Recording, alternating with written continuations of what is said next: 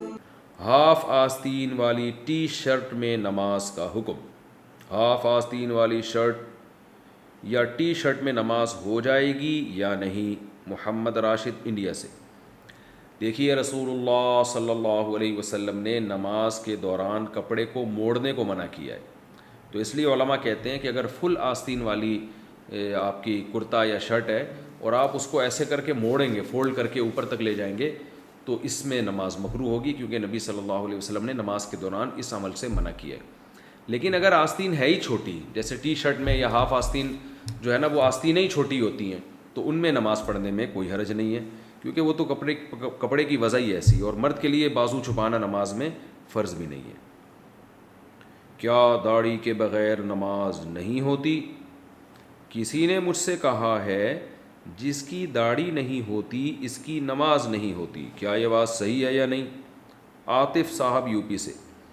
جناب، جس کی داڑھی نہیں ہوتی تو اس کی صرف داڑھی ہی نہیں ہوتی ہے، نماز ہوتی ہے اس کی۔ لیکن بہرحال ایک عجیب سی بات ہے کہ آپ نماز پڑھتے ہوئے بھی اللہ کی نافرمانی کر رہے ہیں، کیونکہ داڑھی کاٹنا تو جائز نہیں ہے، تو یعنی اللہ کے سامنے کھڑا ہو کر بھی انسان یہ گناہ کر رہا ہوتا ہے۔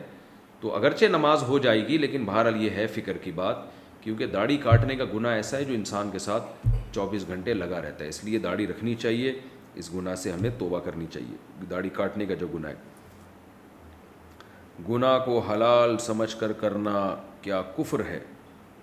آپ نے ایک ویڈیو میں کہا تھا کہ اگر کوئی بندہ گناہ کو حلال سمجھ کے کرے تو وہ کافر ہو جاتا ہے، تو اگر کوئی بندہ نامحرم کو دیکھنے کے گناہ کو حلال سمجھ کے کرے تو کیا وہ بھی کافر ہو جائے گا؟ تبشیر صاحب، تبشیر انصاری انڈیا سے۔ دیکھیں، نامحرم کو کوئی غلط نیت سے دیکھ رہا ہے، اسے پتہ بھی ہے کہ یہ عمل ناجائز ہے، اور یہ اس کو پھر بھی وہ حلال کہتا ہے کہ یہ کوئی گناہ نہیں ہے، تو یقیناً وہ کافر ہو جائے گا، کیونکہ اس عمل کے ناجائز ہونے پر تو پوری امت کا اتفاق ہے، اور قرآن میں اللہ نے حکم دیا کہ نظر کی حفاظت کرو۔ ایک آدمی کو پتہ ہے کہ میں غلط کر رہا ہوں تو، اور اس کو غلط سمجھتا ہے وہ تو گناہ گار ہوگا، کافر نہیں ہوگا۔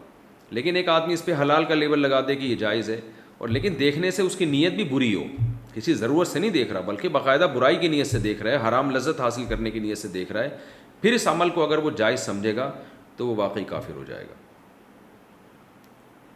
موضوع پر مسح کتنی نمازوں تک کر سکتے ہیں؟ موضوع پر جو مسح کیا جاتا ہے اس کی میعاد کیا ہے؟ کیا 5 وضو ہے یا 5 نمازیں ہیں؟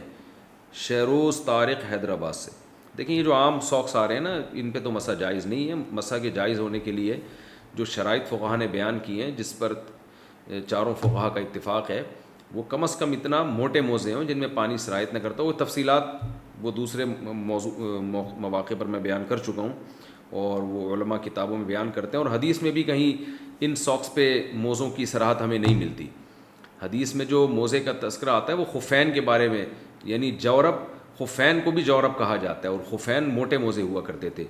خیر، جن موزوں پر مسح جائز ہے تو اس میں آپ صلی اللہ علیہ وسلم نے مسافر کے لیے 3 دن 3 رات اور مقیم کے لیے 24 گھنٹے مدت بیان کی ہے۔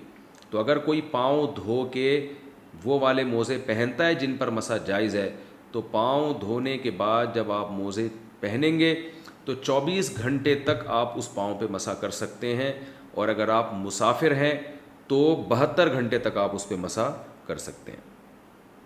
اچھا، اور یہ جو 24 گھنٹے مسح کر سکتے ہیں، یہ موزے پہننے کی مدت نہیں، بلکہ جب آپ کا وضو ٹوٹے گا، وضو ٹوٹنے کے بعد سے 24 گھنٹے۔